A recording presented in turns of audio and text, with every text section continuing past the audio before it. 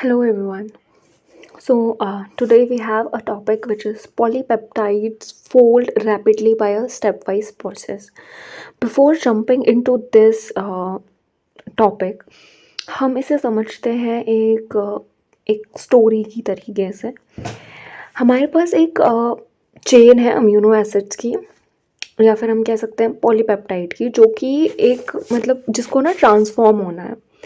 अब वो ट्रांसफॉर्म कैसे होगी, वो क्या है ना, एक लीनियर, इस तरीके से एक लीनियर चेन है जिसमें इस तरीके से पोल्स की तरीके से स्ट्रिंग्स हैं।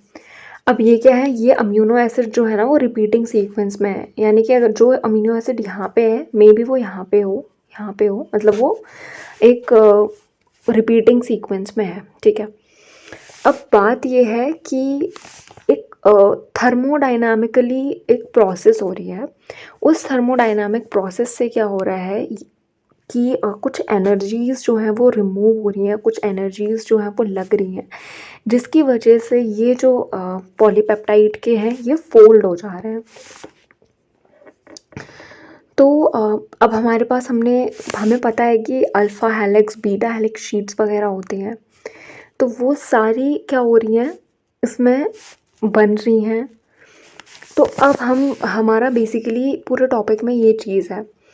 तो इसकी लाइंस में क्या लिखा हुआ है, in living cells proteins are assembled from amino acid at a very high rate. जो एक लिविंग सेल होती है, लिविंग सेल मतलब कि जो जिंदा सेल है, यानी कि जो सारे अपने काम कर रही है, जो रिप्रोड्यूस कर रही है, जो ब्रीथ कर रही है, जिसमें कोई भी एनर्जी बन रही है। एक लिविंग सेल क्या होती है, एक कंप्लीट यूनिट ऑफ लाइफ को डिफाइन करती है। उसमें न्यूक्लियस होता है एंड एवरीथिंग इज़ प्रेजेंट। तो उसमें क्या होता है, बहुत सारे जो अम्यूनो एसिड होते हैं वो बहुत हाई रेट में क्या होता है, असेंबल होते हैं, जिससे क्या बनते हैं, प्रोटीन्स बनते हैं। यानी कि बहुत हाई रेट पे अम्यूनो एसिड जब असेंबल हो रहे हैं तभी प्रोटीन बन रहे हैं। Now we have example of E coli.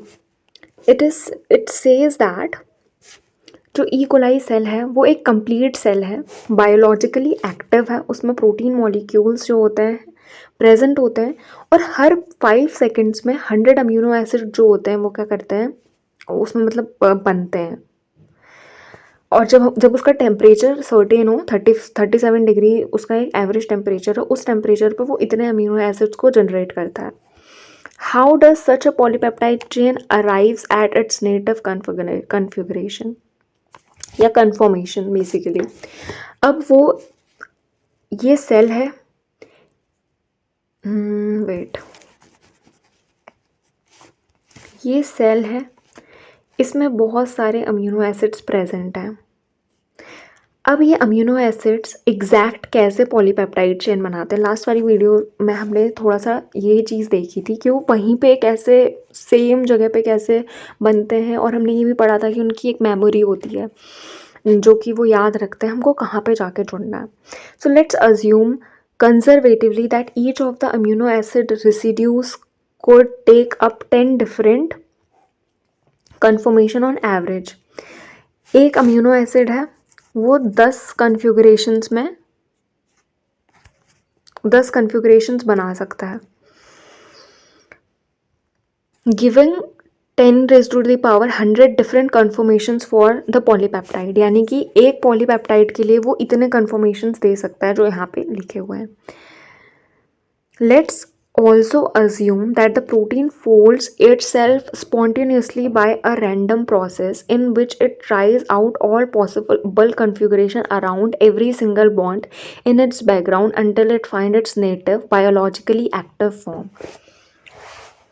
तो हमने ये अज्यूम कर लिया कि जितने भी कन्फॉर्मेशंस हैं, वो जो प्रोटीन है वो सारे के सारे कन्फॉर्मेशंस को ट्राई कर रहा है। ठीक है, उसकी जितने भी कन्फॉर्मेशंस बना सकता है वो उतने बॉन्ड्स पे वो ट्राई कर रहा है। If each conformation were sampled in the shortest possible time, और अगर हम हर एक मतलब एक कन्फर्मेशन बनाने में अगर उसको फिर भी अगर 10⁻13 सेकेंड्स लग रहे हैं, तो पूरा का पूरा जो सिंगल मॉलिक्यूल बनाने में टाइम लगेगा वो इतना टाइम लगेगा। लेकिन ऐसा तो होता नहीं है। प्रोटीन्स जो होते हैं वो बहुत एक्यूरेटली, मतलब बहुत जल्दी बनते हैं और बहुत एक्यूरेटली बनते हैं। तो हमें ये पता है कि जो प्रोटीन फोल्डिंग है वो रैंडम तो नहीं होती है, वो ट्रायल और एरर प्रोसेस तो बिल्कुल नहीं है कि फॉर एग्जांपल पहले प्रोटीन यहाँ पे जाके जुड़ने की कोशिश कर रहा है, यहाँ पे नहीं हुआ, तो फिर वो यहाँ गया, यहाँ जाके जुड़ा, यहाँ पे नहीं हुआ, फिर वो यहाँ गया, यहाँ जाके जुड़ा, यहाँ पर नहीं हुआ, उसके बाद वो गया, वो इधर जाके यहाँ पे जुड़ा, यहाँ पे जाके उसका हो गया, जुड़ गया वो। तो ये प्रोसेस क्या है, बहुत लंबी है और बहुत टाइम टेकिंग है, तो इतना तो नहीं कर सकता कोई भी प्रोटीन हिट और ट्रायल और एरर वाला process. So there must be shortcut. तो वहाँ पे क्या होंगे, कुछ शॉर्टकट्स होंगे जो कि उसको एक्यूरेटली एक पॉलीपेप्टाइड चेन बनाने में हेल्प कर रहे हैं। तो ये सबसे पहले जो पॉइंट आउट हुई थी वो थी सीरियस ने की थी ये 1968 में, और जिसको हम समटाइम्स लेवेंथल्स पैराडॉक्स भी कहते हैं। The folding pathway of a large polypeptide chain is unquestionably complicated. बिल्कुल कॉम्प्लिकेटेड होता है पॉलीपेप्टाइड चेन का pathway, and not all the principles that guide the process have been worked out. और जितने भी प्रिंसिपल्स थे वो सारे के सारे गाइड नहीं करते। However extensive studies has led to development of several plausible models. However, बहुत सारे जो डेवलपमेंट और एक्सटेंसिव स्टडीज़ हैं उनने कुछ ऐसे मॉडल्स निकाले हैं जो कि बिलीवेबल हैं, जिनको हम बिलीव कर सकते हैं।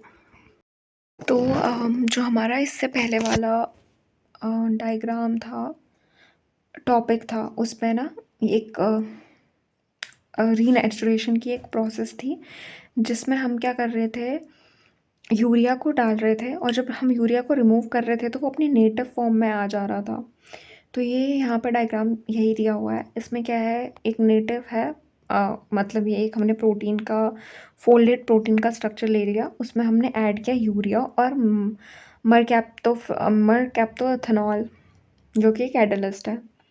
इसने क्या किया, अनफोल्ड कर दिया, उसको इनएक्टिव कर दिया। जो डाइसल्फाइड के क्रॉस ब्रिजेस हैं वो सिस रेसिड्यूज़ में चेंज हो गए। जब हम इसमें से रिमूव कर रहे हैं यूरिया और मरकैप्टो एथेनॉल को, तो ये वापस से अपनी नेटिव फॉर्म में आ गया। तो ये इसके renaturation of folding denatured ribonuclease का एग्जाम्पल था। Now in one of the folding process is envisioned as hierarchy. तो अब ये जो प्रोटीन की इसकी जो फोल्डिंग प्रोसेस है, हम इसको एक हायरार्किकल चीज़ मानते हैं कि हायरार्की के हिसाब से वो जो उसके जो सक्सेसर्स होते हैं ना, उनमें वो चीज़ आ जाती है कि उन्हें पता होता है, उनमें एक मेमोरी बिल्ड हो जाती है कि उनको कहाँ पे जाके जुड़ना है। Local secondary structure form first.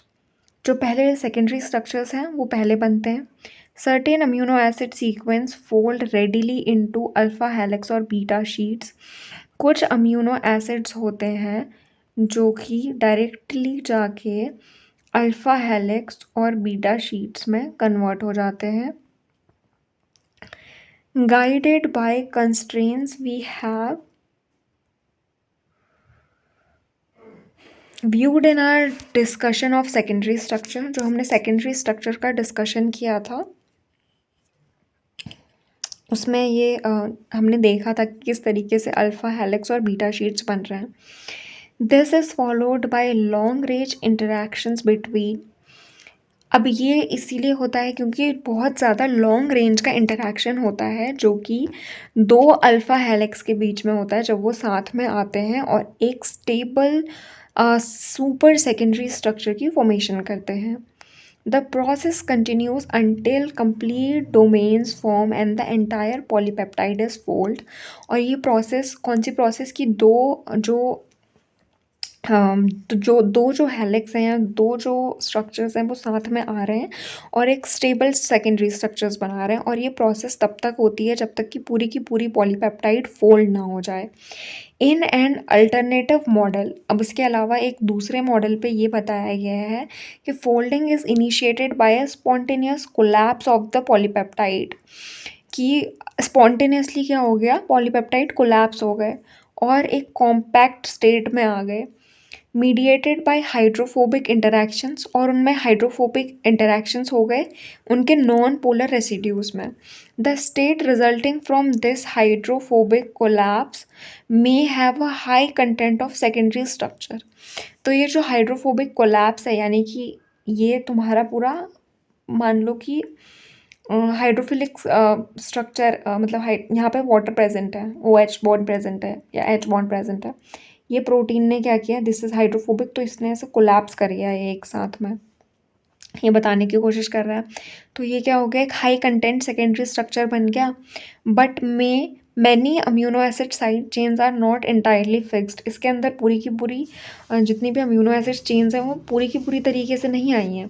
The collapse state is often refer to as molten globule. तो ये जो कोलैप्स स्टेट है इसको हम मोल्टन ग्लोब्यूल करके बोलते हैं। Most proteins Most proteins probably fold by a process that incorporates features of both model. तो अब ये बोलते हैं कि जितने भी प्रोटीन की फोल्डिंग होती है वो इन दोनों ही मॉडल्स जो हैं, दो मॉडल जो फीचर में हैं, इन्हीं की वजह से होती है।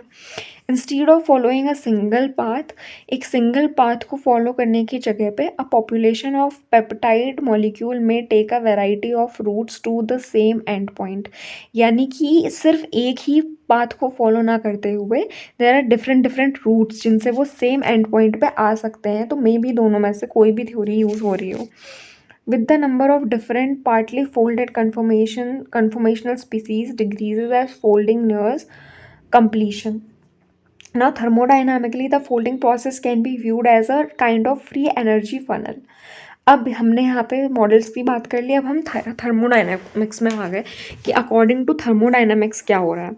तो ये जो फोल्डिंग का प्रोसेस है इसको हम बिल्कुल अलग तरीके से देख रहे हैं, जिसको हम एक फ्री एनर्जी फनल की तरह देख रहे हैं। The unfolded state are characterised by a high degree of conformational entropy.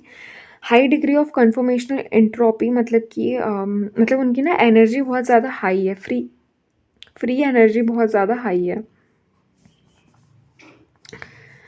As folding proceeds, the narrowing of the funnel represents a decrease in the number of conformational species present. Small depression among the sides of the free energy funnel represents a semi-stable intermediates that can briefly slow the folding process. तो हमें एक diagram दिया हुआ है, इसमें क्या है, ये एंट्रोपी बहुत हाई है, यहाँ पे एनर्जी बहुत ज़्यादा हाई है। ये इसका नेटिव स्ट्रक्चर बन रहा है। यहाँ पे क्या है, डिस्क्रीट फोल्डिंग इंटरमीडिएट्स हैं, और ये क्या है, मोल्टन ग्लोब्यूल स्टेट है। At the bottom of the funnel and ensemble of folding intermediates has been reduced to a single native form conformation or one of the small set of native conformation.